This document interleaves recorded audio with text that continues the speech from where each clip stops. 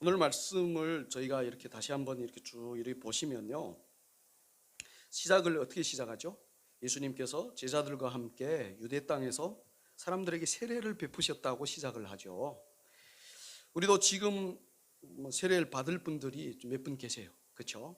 이제 준비를 해서 부활절에 세례식을 하려고 합니다. 세례를 받으실 분들은 그 전에 저랑 교육을 마치시면 되겠죠.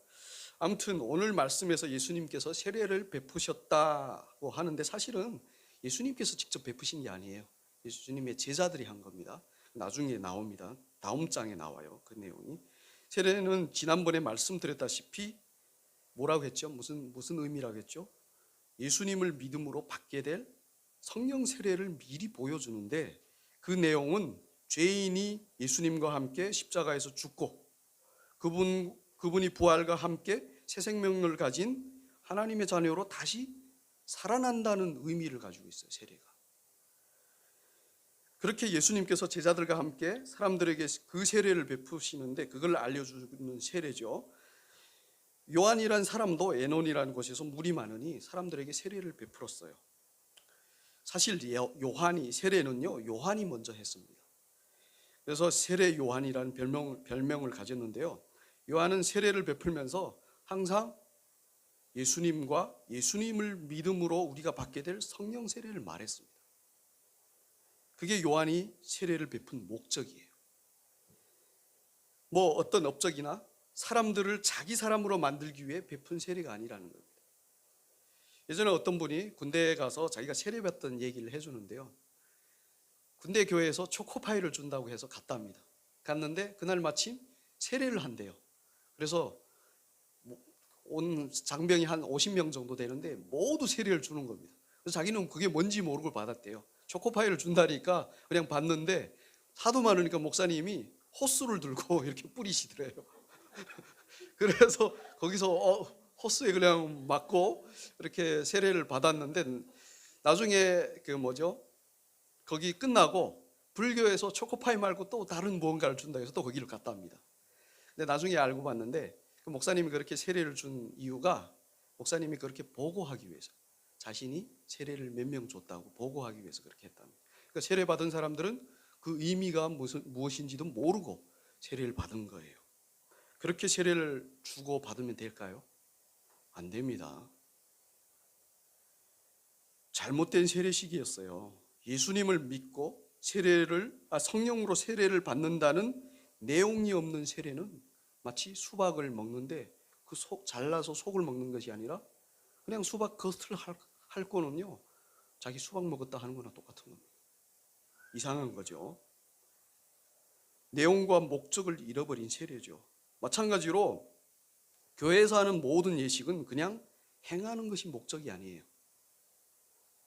우리도 이제 성찬식을 하고 세례식도 하고 할 테지만 그것들을 행하는 것이 목적이 아니라 그것들을 통해 전달하는 그 내용이 목적이에요. 이걸 꼭 기억하시면 좀 좋겠습니다.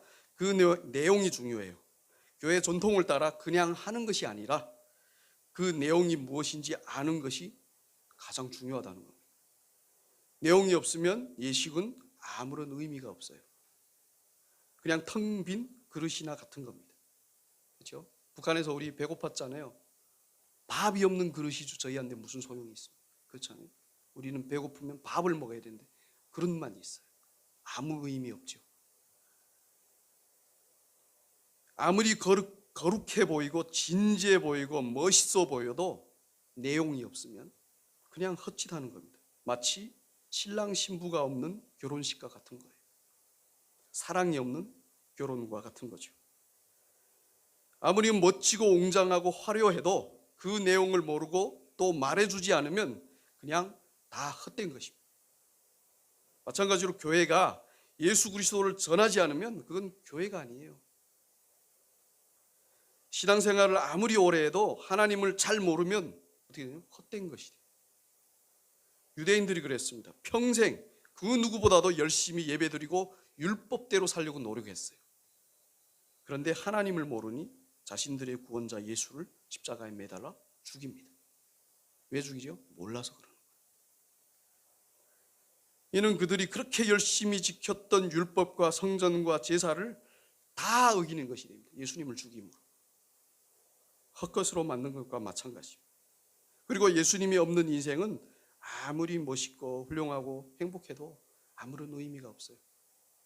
왜죠? 그걸로 끝이기 때문에. 우리의 신앙생활의 내용과 목적은 세례의 의미를, 똑같은 거예요. 세례의 의미와 세례의 의미를 우리 삶에서 현실화되는 신앙생활을 하는 거예요. 경험을 해야 된다는 거예요. 현실적으로. 그게 바로 뭐죠? 매일매일 내가 하나님이고 내가 주인인 나 중심적인 죄인인 삶에서 그 나는 예수 그리스도의 십자가로 말미암아 죽고 예수 그리스도가 주신 은혜의 영원한 부활 생명으로 다시 사는 거예요. 매일매일 반복되는 거예요. 더 이상 내가 사는 것이 아니고 내 안에 계신 그리스도가 사는 삶이죠. 그런 삶 안에는요, 감사도 있고 기쁨도 있고 평강도 있어요. 제가 예를 드리는데요, 저와 제 아내가 결혼 생활을 한 지 3년이 돼요. 싸울까요, 안 싸울까요? 싸웁니다. 서로의 주도권을 가지려고. 서로 내가 옳다, 아니면 내가 맞다, 아니면 나의 자존심, 다 나 때문에 싸우는 거예요. 근데 제가 거기서 만약에 제가 죽지 않고 계속 나를 고집하면 어떻게 되죠? 그 전쟁은 끝나지 않습니다. 사람은요, 자기가 잘못해도 고집을 해요. 내가 옳다고. 그게 접니다. 근데 제가 그거를 내가 죽지 않으면, 내가 죽을 때는요, 제가 예수님을 생각을 해요. 예수님의 은혜, 그리고 예수님이 어떻게 신부인 우리 교회를 위해서 자신을 죽이셨는지 그거를 생각하면서, 아, 내가 사랑하는 아내를 위해서 그걸 본받아야 되잖아요. 그럼 내가 죽어야 되겠구나. 그래서 제가 죽습니다. 죽으면 얼마나 비참하겠어요. 그렇죠? 아니에요. 비참하지 않아요. 오히려 저한테 평안이 옵니다. 아내하고 전쟁하는 게 얼마나 힘든지 압니까? 아내들이셔가지고 여자들이어서 모르죠. 남편들 힘들어요. 그걸 경험하는, 그게 바로 우리 삶에서 경험하는 십자가예요. 내가 매일매일 죽는 거, 매순간 어떤 상황에서 나를 주장하는, 내가 주인이고 내가 왕이야라 해서 꺾어지는 거, 그게 십자가예요. 그러므로 경험하는데 반드시 경험해야 됩니다. 그걸로 비참해지는 게 아니에요. 경험해야 돼요. 뭐요? 평강. 그렇구나. 십자가에서 죽는 게 평강이구나. 내가 예수님과 함께 십자가에서 죽는 것이 바로 하늘의 평강을 얻는 거구나. 이거를 경험한단 말이에요. 삶에서. 신앙생활이 재밌죠. 그러면 이것이 바로 우리 신앙의 내용과 목적이에요. 세례 요한은 그 내용을 세례를 통해 전했습니다. 그런데요, 세례 요한은 세례를 주면서 인간의 죄가 무엇인지 낱낱이 까발킨 사람이기도 해요. 당시 왕의 잘못된 처사도 잘못되었다고 비판한 사람입니다. 여러분, 잘못을 비판하는 이유가 무엇일까요? 사람을 무시하고 깎아내리려고 비판할까요? 그런 사람도 있긴 합니다. 하지만 진정으로 잘못을 비판하는 사람은 달라요. 잘못한 것을 잘못되었다고 알려주고 그걸 바로 잡지 않으면 결국 잘못되는 것은 바로 너야를 알리기 위해 비판하는 겁니다. 도와주기 위해, 살리기 위해 그 잘못을, 그 죄를 비판하는 거죠. 그런데 사람은요, 비판받는 것을 싫어합니다. 아무리 좋은 비판도 싫어해요. 심지어 자기가 잘못한 것에 대한 비판을 받는데도 싫어해요. 제가 그래요. 우리 다, 저만 그런 게 아니라 우리 다 그렇잖아요. 지적당하고 비판받는 것을 싫어하잖아요. 그런데 남을 비판하는 것은 또 좋아합니다. 모순이죠. 그렇게 사람은요, 자기가 잘못한 것에 대해서는 용서받기를 원하고 자기가 잘한 것에 대해서는 칭찬받기를 원합니다. 특히 남들의 인정과 칭송을 받아야 할 높은 자리에 있는, 높은 그 왕좌죠. 그 자리에 있는 사람들은 어떨까요?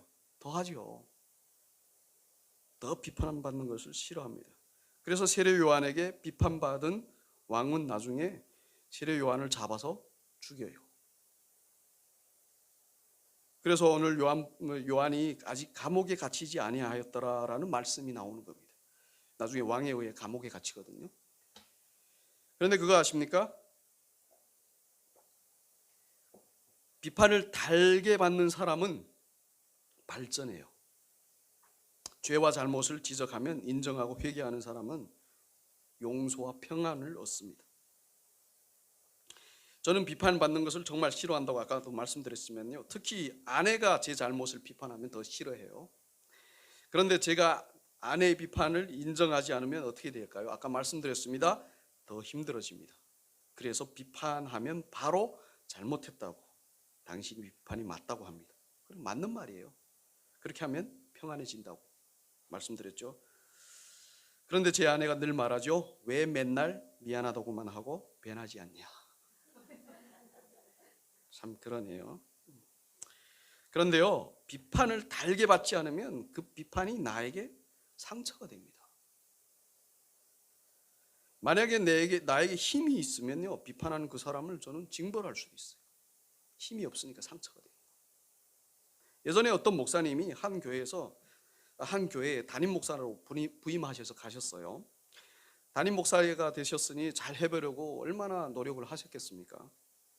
그런데 그렇게 노력했음에도 불구하고 한 성도님이 계속 와서 목사님의 잘못을 비판하는 거죠. 꼬치꼬치. 그것도 원래 계셨던 목사님과 이거 비교하면서요. 처음에는 너무 속상했대요. 상처를 많이 받으셨답니다. 그래서 너무 힘들어서 기도도 많이 했답니다.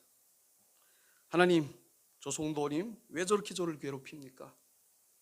담임 목사인 저를 너무 무시합니다. 이제 저를 비판하지 말게 하십시오 라고 하면서 기도를 정말 많이 했대요. 그런데 하나님께서 그러셨대요. 너 원래 그렇잖아. 저 사람 비판하는 대로잖아. 맞는 말을 하는데 왜 싫어? 라고 하셨대요. 그 말씀을 듣고 난 후 목사님이 깨달으신 것이 있어요. 아, 자신은 목사이기 전에 죄인이라는 거죠. 그래서 그 후부터 목사님이 어떻게 하신지 아십니까? 그 성도님을 먼저 부르셨다. 그리고요, 오늘 제가 또 뭘 잘못했습니까? 하고 물으셨대요. 성도님 처음에 깜짝 놀라시더니 그러더니 그날 잘못하신 것을 꼬치꼬치 얘기를 했답니다. 목사님이 어떻게 하셨을까요? 그걸 받아들이며 감사합니다 하면서요, 제가 그 잘못한 것은 이래서 잘못했고요, 또 이 잘못한 부분은 이런 이유 때문에 잘못했습니다 하고요, 그분이 말하지 않은 잘못까지, 자신의 잘못의 근원까지도 다 얘기해 줬대요. 그래서 집사님 너무 감사합니다. 집사님 덕분에 제가 제 잘못을 매일매일 깨닫고요, 그것 때문에 제가 매일매일 발전합니다. 그래서 집사님 매주 오셔서 저한테 이렇게 저의 잘못을 말씀해 주세요 라고 했답니다. 그 후에 그 집사님이 오셨을까요? 오지 않았을까요? 다시 안 오시더랍니다. 자기가 지적한 것보다도 목사님이 자기 잘못을 더 잘 아는 거예요. 자, 목사님이 자기 비판을 받을 때, 비판을 싫어할 때는 그 비판이 목사님에게는 뭐였죠? 상처였습니다. 그리고 또 목사라는 권위로 따끔하게 한마디 하고 싶었어요. 그런데 하나님께 기도하고 나니 그 성도님의 비판을 달게 받아들이고 나니 오히려 뭐가 임했죠? 하나님의 평안이 임하고. 그러니 우리도요, 우리가 죄인이라는 것을 인정하고 누가 우리의 잘못을 지적하면요, 맞받아 싸우지 마시고, 싸우고 싶지만 싸우지 마시고 그 잘못을 달게 받아들이시면 오히려 우리에게 평안이 옵니다.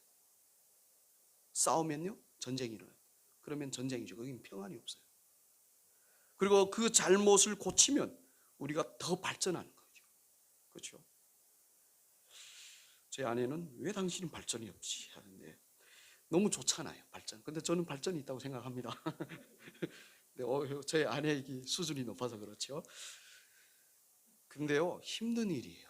그걸 하려면, 받아들이려면 힘들어요. 도전해야 되는 일입니다.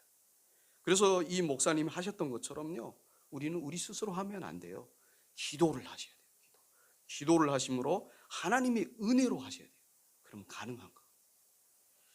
저도 기도함으로 아내의 비판을 달게 받습니다. 자, 그런데요, 비판에는 악한 비판과 선한 비판이 있어요. 악한 비판은요, 뭘까요? 바로 자기를 더 잘나게 보이려고, 그리고 자기의 이익이 손해본다고 다른 사람을 비판하는 것입니다. 솔직히 이게 악한 비판이에요. 예를 들어 정치인들이 서로 비판할 때 그러죠. 자기들이 잘났다. 그리고 무엇이 그 사람에게 진짜 좋은지도 모르면서 비판하는 것입니다. 너 이게 잘못됐어. 근데 진짜 그게 잘못된 그것이 그 사람한테 좋은지 몰라요. 모르면서 그냥 대놓고 비판을 하는. 예를 들어 엄마가 아이에게 성적이 왜 이래? 너 커서 뭐가 될래? 라고 자녀들을 많이 비판하면서 키웠죠. 예전에. 요즘은 그렇지 않다고 합니다. 예전에. 그 결과가 뭔지 아십니까? 현재 한국에는 공부를 열심히 한 청년 실업자가 통계에 따르면, 제가 이거 봤어요. 거의 100만 명이랍니다. 공부를 열심히 한 청년 실업자가. 그리고 많은 청년들이 그렇게 부모님으로부터 받은 비판 때문에 마음에 많은 상처를 가지고 있어요. 뭐 자녀에게 진짜 좋고 필요한지를 모르고 자기들 생각에, 그리고 세상의 기준대로 한 비판이 뭐죠? 오히려 상처를 준 거예요. 잘못된 비판이에요.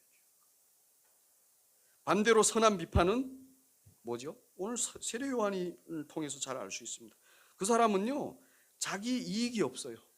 그렇잖아요. 자기가 무슨 이익이 있어요? 자기가 드러나려고 하지 않아요. 오히려 비판하다가 감옥에 가서 목 잘려 죽어요. 그리고 세례 요한이 한 비판은 자기 생각대로가 아니라 하나님께서 말씀하신 대로. 하나님의 말씀은 죄를 비판하는 것이기 때문에 사람에게 당연히 좋고 필요한 비판이에요. 그는 본질로 비판한 거죠.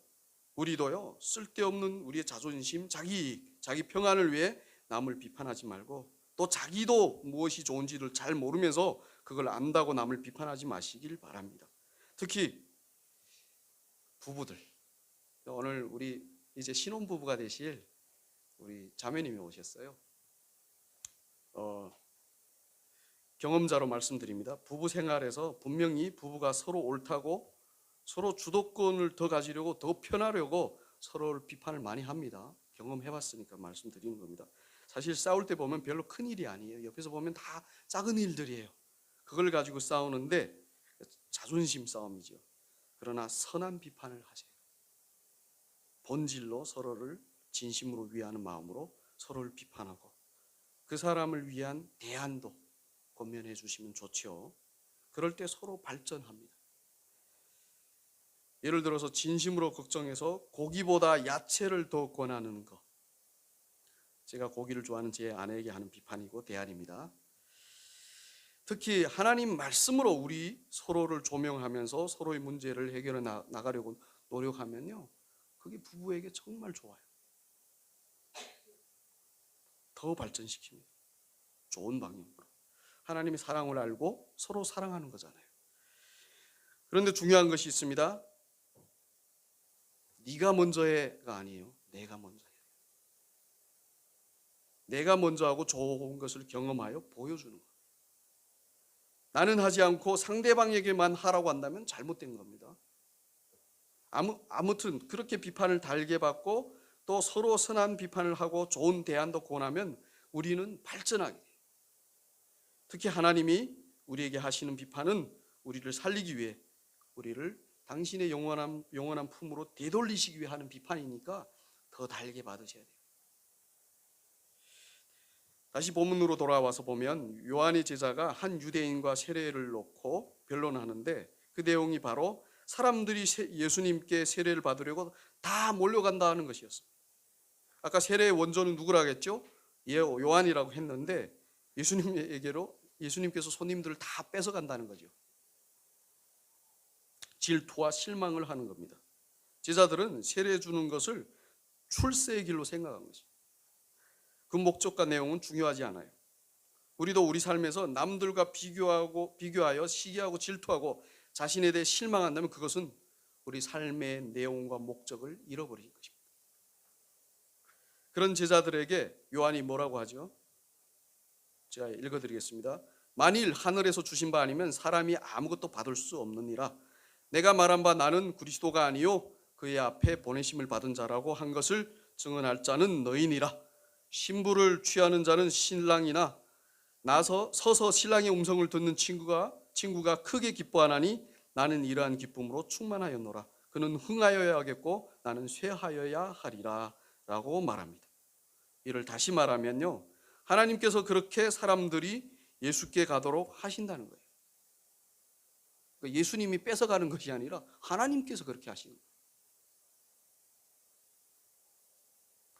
자기가 세례를 준 목적이 바로 예수님을 전하기 위해서라고 또 그렇게 말했는데 다 알지 않느냐라고 하면서 자신은 마치 신부와 신랑이 만나도록 중매 역할을 한 친구가 만나게 되면 기뻐하는 것처럼 자신도 사람들에게 예수님을 소개했고 사람들이 다 예수님에게로 간다면 그것으로 기쁘다라고 말하는, 맞는 말이죠. 중매꾼은 중매를 마치면 끝이에요. 계속 신부에게 나타나 알짱대면서 그 신부가 자기를 좋아하도록 하는 그 중매꾼은 어떤 중매꾼이죠? 나쁜 중매꾼이죠. 그렇잖아요. 신부가 신랑을 좋아하게 해야 되는데 맨날 나타나가지고 자기를 좋아하게 만들어요. 이상한 중매꾼입니다. 신부에게는 신랑만 보여야 합니다. 그래서 예수님은 사람들에게 흥하여야 하겠고 그 예수님을 전한 자기는 사람들로부터 쇠하여야 한다고 요한이 말하는 겁니다. 예수님이 더 부각되고 자신은 사라져야 한다고 하는 것입니다. 그래서 목사가 유명하면 안 돼요. 예수님이 더 부각되고 예수님이 부각되고 이 목사는 잊혀져야 합니다. 그 목사가 전한 예수님만 사람들에게 더 부각되어야 돼요. 그런데 실제로는 그렇지 않아요. 예전에 제가 예수 믿은 지 얼마 안 돼서 어떤 교회에 갔는데요, 사람들이 자꾸 자기들이 죽은 옛 담임 목사님이 얼마나 훌륭한지를 저한테 얘기를 하는 거예요. 저는 알지도 못하는 사람인데 그분이 저를 위해 십자가를 진 것도 아니잖아요. 아니 맨날 왜 그 사람이 왜 훌륭한지를 얘기를 하는 겁니다. 목사는 예수를 전하고 나면 성도님들의 마음에서 잊혀져야 돼요. 물론 예수님을 전해주어 감사하지만 그건 하나님이 그 사람을 그렇게 사용하신 거지 그 사람이 뭐 위대하고 대단해서 그런 거 아니란 말입니다. 저는 유명했던 목사님들이 잘못해서 욕먹고 성도님들이 떠나잖아요. 그거 하나님의 은혜라고 생각해요. 이제야 그 성도님들이 정신 차리게 하신 거죠. 그 유명한 목사님에게 실망하게 하심으로 진짜 하나님이 누구신지, 믿어야 할 주님이 누구신지를 하나님이 그렇게 알려주시는 은혜란 말입니다. 그렇잖아요. 사람 믿을 게 아니구나, 하나님 믿어야 되겠구나, 이거 아는 거죠. 그리고 목사님도요, 자기가 하나님이 될 뻔한 자리에 있었는데 그렇게 잊혀지는 게 목사님한테도 은혜예요. 그래서 성도님들에게 예수만 잘 믿게 하고 잊혀지는 목사가 목회를 잘한 거라고 생각합니다. 제가 며칠 전에 저 김포에 한 목사님 계시는데요, 이분이 평생 섬기던 교회가 사라졌어요. 사람들은 안타깝네, 정말 열심히 했는데. 근데 저는 왜 그런지 은혜다 이런 생각이 들더라고요. 그 목사님을 기리지 않고 다 예수 믿고 갔으니까.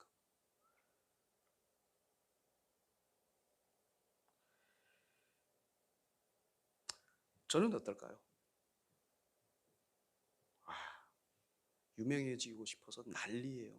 그래서 요즘 설교도 막 유튜브에다 올리거든요. 열심히 올리면서 내가 왜 이걸 하나 하냐 이러고 생각을 해요. 발광을 합니다. 유명해지고 싶어서. 어떻게 하면 성도님들의 마음에 제가 남을까? 어떻게 하나 생각을 하는 사람이에요. 제가. 그러니 여러분들은요, 저를 믿지 마세요. 저를 믿으면 안 돼요. 제가 전하는 예수님만 믿고 의지하고 소망하고 사랑하시면 돼요.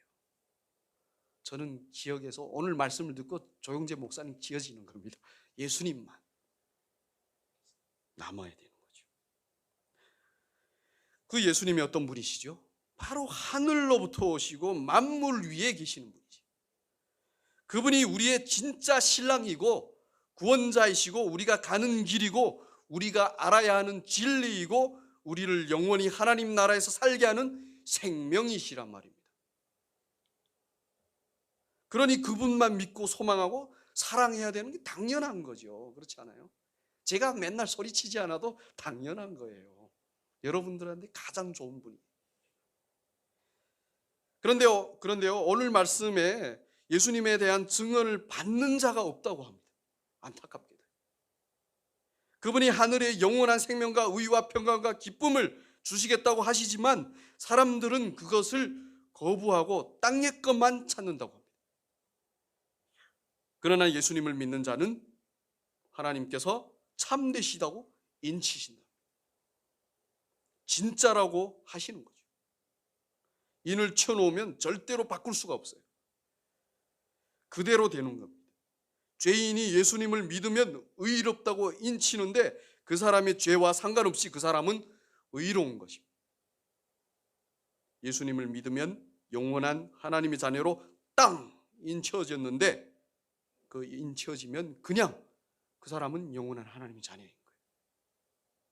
겉으로 별 볼 것 없지만 실제로는 영원한 하나님의 자녀라는 거죠. 왕자가 왕궁을 나와서 여기저기 떠돌며 거지도 되고 도둑놈도 되고 남봉꾼도 되고 죄를 지어 감옥에 갇히기도 해도 그 신분은 여전히 왕자예요. 왕자가 왜 저래? 왕자 자격 없어 라고 사람들이 비난하겠지만 그의 왕자의 신분은 절대로 변하지 않아요. 왜죠? 왕인 아버지가 그를 여전히 아들이라고 하기 때문에. 그러면 그 왕자가 언제부터 왕자처럼 올바로 살 수 있을까요?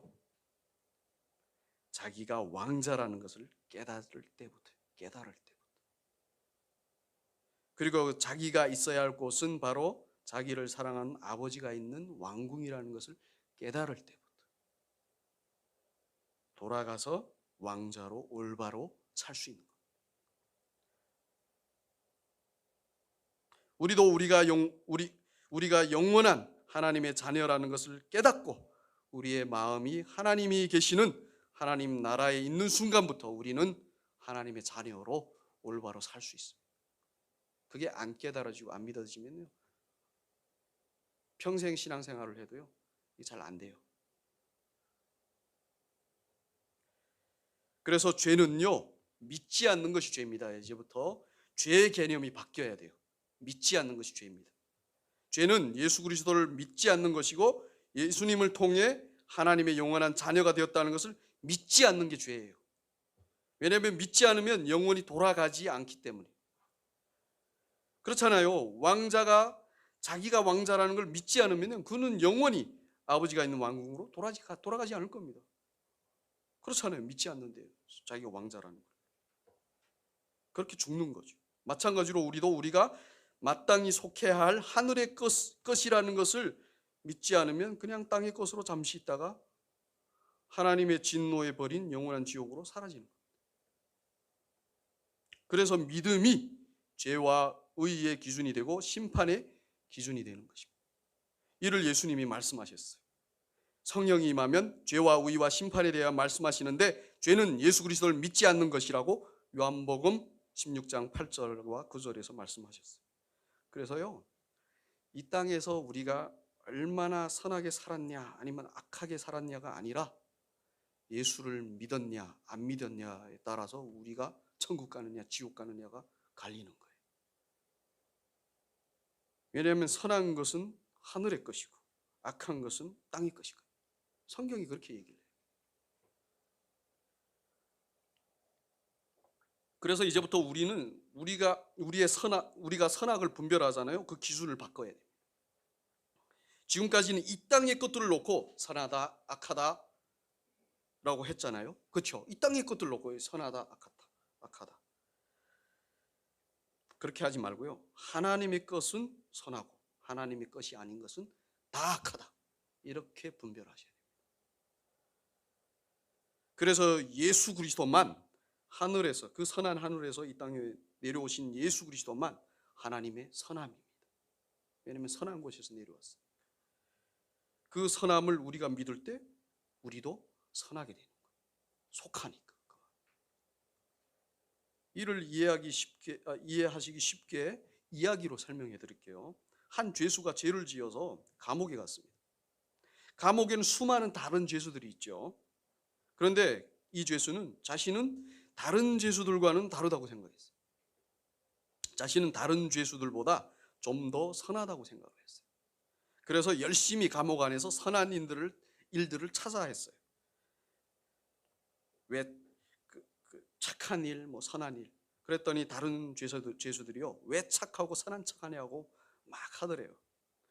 그런데 거기에 신경 쓰지도 않고 오히려 그렇게 착하게 감옥 생활을 하는 자기 자신을 뿌듯하게 생각을 했습니다.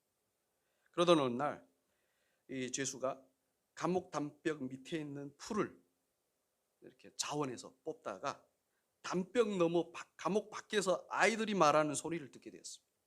한 아이가 다른 아이에게 이 담벽은 뭐야? 라고 물었어요. 그래서 다른 아이가 이 담벽 너머에 감옥이 있는데 그 안에는 아주 악한 사람들만 있어 라고 했답니다. 그런 아이들의 대화를 듣던 그 죄수는 화가 나서 이렇게 아이들에게 외쳤습니다. 아니야, 감옥에는 선한 사람도 있어. 내가 바로 그 선한 사람이야 라고 했답니다. 그러자 아이들이 깜짝 놀라 도망치면서 아니, 선한 사람인데 왜 감옥에 있어? 라고 했답니다. 그 말을 들은 죄수는 깜짝 놀랐어요. 그리고 큰 깨달음을 얻었습니다. 그렇지, 내가 감옥에 있구나. 감옥에서 내가 아무리 선하려고 해도 나는 여전히 죄수구나 라고 하면서 내가 진짜 선한 사람이라면 나는 감옥 밖에 있어야지 라고 했답니다. 이 이야기의 의미를 아시겠죠? 이 세상은 감옥이에요. 왜냐하면 따먹지 말라고 하신 선악과를 따먹고 하나님께 죄를 지어 벌을 받은 것이 이 세상이란 말입니다. 그래서 뼈를 깎는 수고를 해도 가시 엉겅퀴를 내고 하나님이 직접 하셨잖아요. 해산의 고통을 겪고 걱정과 근심과 불안의 연속이 있는 곳으로 하나님이 쫓아내시잖아요. 에덴 동산에서. 그게 감옥이죠. 하나님이 없기에 선함과는 거리가 먼 감옥이란 말이에요. 그러니 여기서 무엇이 선하고 무엇이 악한지를 따져봤자 무슨 소용이 있겠습니까? 아니, 구더기가 똥통에서 나는 다른 구더기들보다 선할 거야 해가지고 열심히 갈고 닦아요. 똥으로. 그럼 여전히 똥통에 있는 거예요. 구더기가 똥통에서 나오는 유일한 길은 뭐죠? 누군가가 건져주는 거예요. 똥통 밖으로. 이게 성경의 내용이에요. 하나님께서 예수 그리스도를 통해서 그 죄인들을 죄 속에서 끌어내신, 이게 바로 성경의 내용입니다. 이게 바로 세례의 내용이고요. 이게 바로 우리 신앙생활의 내용이에요.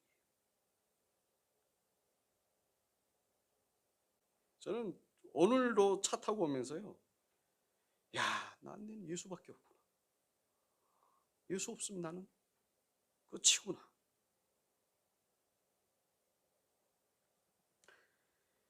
진짜 선하면 감옥 밖에 있어야 한다고 그 죄수가 말한 것처럼 우리도 선하려면 이 땅에는 하늘로부터, 즉 선하신 하나님으로부터 오신 예수 그리스도를 믿음으로 붙드는 거예요.